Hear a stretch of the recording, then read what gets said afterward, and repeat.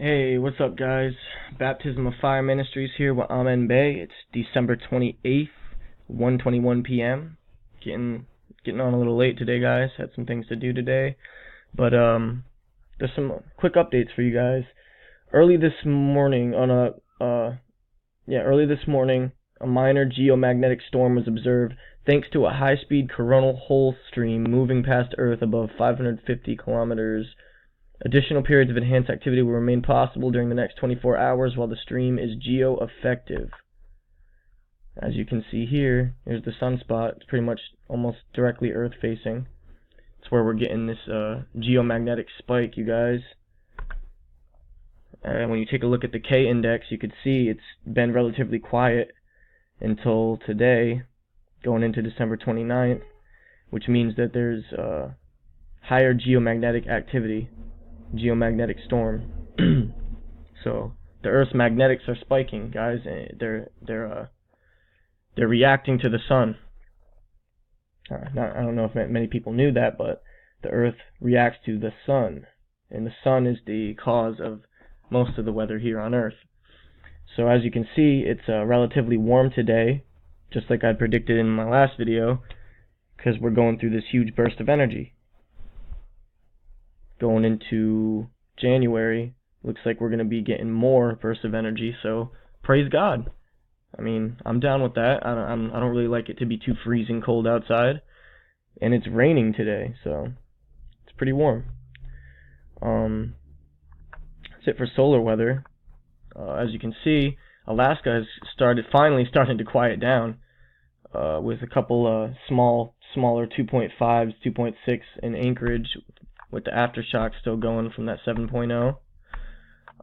United States is relatively quiet, with its largest earthquake in 3.0 range, felt over a 6 kilometer radius. But the big earthquake news, you guys, is over here in Indonesia. Ooh, gotta get this done. With a 5.8 magnitude earthquake felt over a 65.5 kilometer range, you guys. That's pretty big. And it brought sudden destruction to them. December 27th, yesterday. Huge earthquake, you guys. It caused a wave. A wave that killed people. The images are disturbing, unnerving, but they are real, all too real. A rock band is performing in Indonesia to the delight of the audience when suddenly, without warning, a massive wave sweeps them off the stage to their deaths. There are screams of terror, then there is blackness. This is what sudden destruction looks like. Yet the Bible says it will come one day to the whole earth. The band was named 17 with a large Instagram following, and the band's sole surviving member, Raifan Fayarya, lost his wife in the tsunami. Keep them in your prayers, you guys. Prayers going out to them and the families of those who lost people. To date, the death toll nationwide has reached 430, with another 1,500 injured and almost 22,000 displaced without homes. Of course, as tragic as these figures are, they pale in comparison to the 2004 tsunami, which struck multiple countries at the same time and resulted in a death toll of 227,000. Wow. So, sudden destruction, guys. That's what that looks like. The Bible says that sudden destruction will come upon the whole earth in one day. I can't imagine what that will look like. I don't want to know. But that's it for earthquakes, you guys.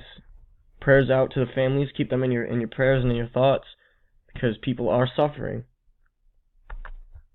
The update in Syria.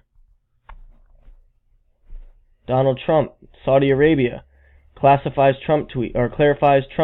No new Saudi pledges to rebuild Syria. You can see they're pulling children out of the rubble. You guys, make sure you're praying for Syria right now, and the people there that are being persecuted and that are under these sufferings and this bondage. President Donald Trump on Monday announced that Saudi Arabia has now agreed to spend the necessary money for Syria's reconstruction. But Saudi Arabia replies that the kingdom has not made any major new financial pledge to Syria since August. So, who's planning on rebuilding? You know? This is going along with the Bible prophecy for the prophecy for Damascus, you guys. It'll be left in a ruinous heap, God said. And that's what shall come. Everything that proceeds out of the mouth of the Lord is prophecy and comes to pass. So keep that in mind, you guys. When it comes to Bible prophecy, God does not slack on his promises. This is what will happen. This is what happens to those who forget and turn their faces away from their Savior and the one who is the source of all things for everyone.